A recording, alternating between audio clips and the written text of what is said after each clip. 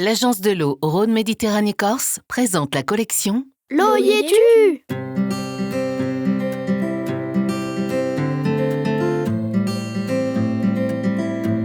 La concertation est la clé de la réussite de chaque projet de désimperméabilisation de cours d'école.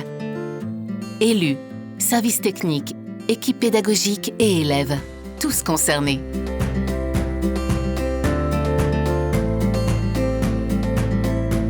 Quand on a vu passer l'appel à projet de l'agence de l'eau, on a dit tiens, mais ça peut être intéressant pour commencer à faire passer l'idée que les puits dans nos territoires, là, il faut bien les prendre en compte. Si on démarre par les élèves des premiers âges, ça peut être que bénéfique pour tout le monde. L'école n'est le début de l'aménagement de tout l'espace qu'on a autour.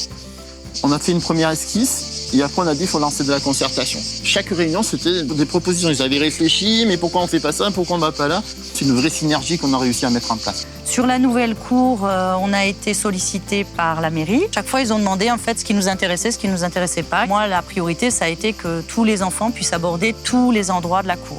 Ce qui m'intéresse aussi, c'est d'avoir des enfants qui vont de nouveau se retrouver mélangés. Parce que pour l'instant, il y a une cour pour les maternelles et une cour pour les élémentaires. Donc je pense que ça va être plus attrayant pour les enfants. L'idée première pour réaménager cette cour d'école a été le fait qu'on avait une très grande cour d'école qui finalement était utilisée que pendant les périodes scolaires, alors qu'on est dans un quartier qui manque d'espace public sur lequel les gens pouvaient s'installer. Il était nécessaire d'ouvrir donc ces espaces. On a décidé que ça devait être un aménagement participatif, c'est-à-dire un aménagement qui était partagé avec les personnes du quartier et avec l'équipe pédagogique, avec les enfants et les parents. À partir du moment où on changeait radicalement, ça provoque un certain nombre de freins. Est-ce que du coup, le lundi matin, au moment de la réouverture, les gens n'auront pas laissé traîner des tessons de bouteilles, des mises en danger pour l'enfant. Puis des enseignants qui ont considéré que finalement, mettre des moyens dans une cour d'école alors qu'on pourrait les mettre à l'intérieur du bâtiment, peut-être que la priorité était inversée. Il y avait des idées qui s'opposaient alors qu'en fait, c'est une cour qui permet tout. Sur Grenoble, il y a cette cour au Clémenceau qui a été réalisée. Il y a une autre cour, la cour de l'école Christophe Turc, qui est en cours de réalisation cet été. L'objectif, ce serait 2 à 3 cours d'école par année pour offrir aux jeunes enfants des espaces plus frais, plus adaptés au changement climatique qui se manifeste aujourd'hui, surtout à Grenoble, par un fort réchauffement. Et donc, effectivement, c'est nos services et de éducation jeunesse et nature en ville et aménagement finalement des espaces publics qui sont appropriés ce sujet pour venir transformer la cour, non seulement en termes de végétalisation, mais aussi en termes d'usage. On a souhaité et on s'est aperçu que c'était vraiment pertinent, ne pas imposer, ne pas arriver avec un projet tout fait, mais vraiment le concevoir avec les utilisateurs de la cour. Il y a plusieurs points positifs. Il y a d'une part que ce sont des projets qui sont vraiment co-construits. C'est-à-dire ils sont pensés, imaginés avec les enfants et les enseignants de l'école où va se déployer la nouvelle cour végétalisée. Et donc ça veut dire qu'il y a 1 an de travail. Il y a 1 an où on laisse libre cours à l'imagination des enfants en leur disant ta cour rêvée, ça serait quoi?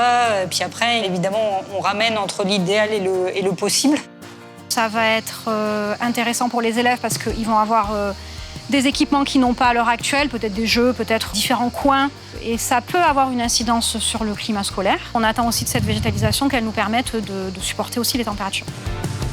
En amont, sur chaque projet, on fait une étude de perméabilité. Une gestion vertueuse de l'eau pluviale, c'est de se dire que l'eau, on va la gérer là où la goutte de pluie, elle tombe, pour éviter d'avoir la canalisation, des réseaux qui viennent transporter cette eau. Si on veut revégétaliser, si on veut aussi développer des projets autour de jardins pédagogiques, c'est-à-dire qu'on a un contact avec la terre. Parfois, les communautés éducatives, notamment les parents, ça peut être un peu d'inquiétude.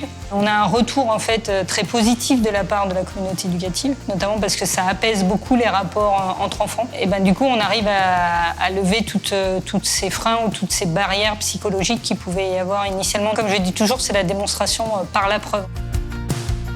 La désimperméabilisation, nous avons tout à y gagner. Si c'est possible dans les cours d'école, c'est possible sur des surfaces telles que les parkings, la voirie et bien d'autres encore. Collectivités, entreprises, aménageurs, vous avez un projet pour rendre la ville perméable? L'agence de l'eau vous accompagne.